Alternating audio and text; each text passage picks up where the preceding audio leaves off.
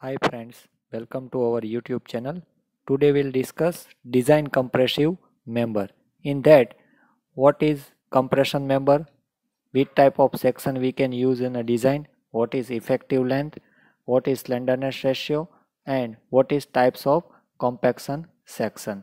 So before we start design of compression member, what is compression member? So a structural member which is subjected to axial compressive force is known as compression member. So there are the two main type of compression member. First one is column and second one will be strut. What is column? So when a compression member is oriented vertically, it is known as column. A compression member which may be oriented at any direction and has significant bending is called strut.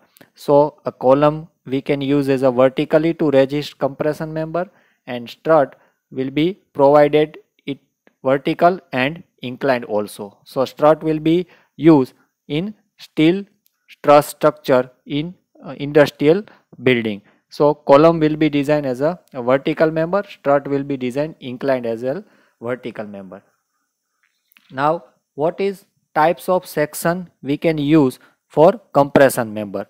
So the shape of compression member depends upon the availability of section, the connection problem and types of structure, various possible configuration that may be used as a compression member as you have to see in our figure: single angle, double angle, T, channel section, I section, circular section, rectangle section. Next one is built up section for 4 angle box section, box section with cover plate and built up section. So these are the section we can use as a compression member. So what should be the different in a shape? So single angle section are used as a compression member in lightly loaded truss or tower, while in case of single angle are used in lightly truss or tower. There are another two types of single angle: equal angle and second one will be unequal angle. So what is equal angle? When the length of angle, or you can say the size parameter, are equal in both the leg is called equal angle. What is unequal angle? So the both the leg size are different is called unequal angle. So equal angle section may be uneconomical than unequal angle section because their least radius of gyration is called R. Value are greater for the same area of steel. So now in double angle bolted or welded are normally used as top and bottom chord member of trusses. So double angle are used in bottom chord of trusses and single angle we can use as a strut or column. Next we find out what is effective length of compression member. So the effective length of compression member is the distance between point of contraflexure, it means zero moment, of a buckle column. It depends upon the actual length of column and their end condition. The actual length of column is taken as length from center to center of interaction with supporting member. So the effective length is directly proportional to the end condition of column. So under the ideal condition and the boundary condition of column may be idealized in one of the following ways. First one is both end hinge, second one is both end fix, third one is one end fix and other is hinge, fourth one is one end fix and other is free. These all are given to you in IS 800 code with figure. So what is the effective length depending on the end condition will be seen in next figure.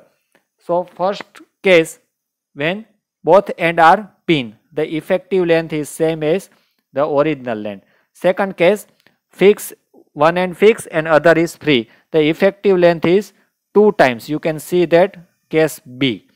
One end fix, other is free, that effective length should be twice to the original length. Third case, when both end are fixed, the effective length is half to the original length. And fourth one is one end pinned and other end fixed, the effective length you can see that K is equal to 0.7 times original length. So this 4 way we can find out effective length of column. Now slenderness ratio. So what is slenderness ratio? So the slenderness ratio is equal to effective length of column divided by minimum radius of gyration. What is effective length of column? That will be discussed. It's depending on end condition of column. Now minimum radius of gyration. So minimum radius of gyration we can find out according to our steel table. In that steel table, different load, different section, we can find out Rxx and Ryy. In that, both the value Rxx and Ryy, whichever is minimum, is our minimum radius of gyration. So lambda, it means slenderness ratio is equal to effective length of column divided by minimum radius of gyration. Now what is the effect of lambda in our compression member? So if lambda is more, its load carrying capacity will be less. So we have to maintain the lambda. Before we find out or maintain the lambda, we require the effective length and minimum radius of gyration. So lambda will be reduced. So that's why we can take as a R. It means R minimum radius of gyration. Then and then we can maintain that. If lambda is more, the load carrying capacity will be less. So we cannot allow more value of lambda in compression member. Next, short compression member and long compression member. Now what should be the difference between short compression member and long compression member? So for short compression member, L by R, it means length upon radius of gyration. It should be less than or equal to 88.85. Then is called short compression member. For Fy is equal to 250. The failure stress is equal to the yield stress. So there are no buckling will occur in that case, but it has not practical application. So in real field or application, we not use short compression member. So we can use long compression member. What is long compression member? So actually buckling stress is below the proportional limit and they will be buckled elastically, and Euler's formula give the strength of long column. So here Euler's formula are used to find out the design of long compression member. If we find out design of short compression member, then we can use Rankine's formula. But it's not practically possible to use short compression member. So in our field, we can use long compression member. Now compression member failure. In which way the compression member should be failed? So there are three basic type of failure. First one is compressive material failure, very short and fat. Second one is buckling failure, very long and skinny. Third one is combination of both, first and second. It means compressive and buckling failure. The length and width of column is in between short fat and long skinny column. Now what is local failure of buckling? Start with the first failure of buckling of compression. First, local buckling. So this occur when the some part of X section of column are so thin that buckle locally in compression before other mode failure can occur. So failure occur by local buckling is one or more individual plate element. You can see that figure, like it should be affected on flange or web also, with on an overall deflection of normal to the applied load. You can see the failure of X type. Either it should be a flange or it should be a web of column. How can prevent this failure? So this failure by local buckling can be prevented to selecting suitable B by T ratio of component or plate.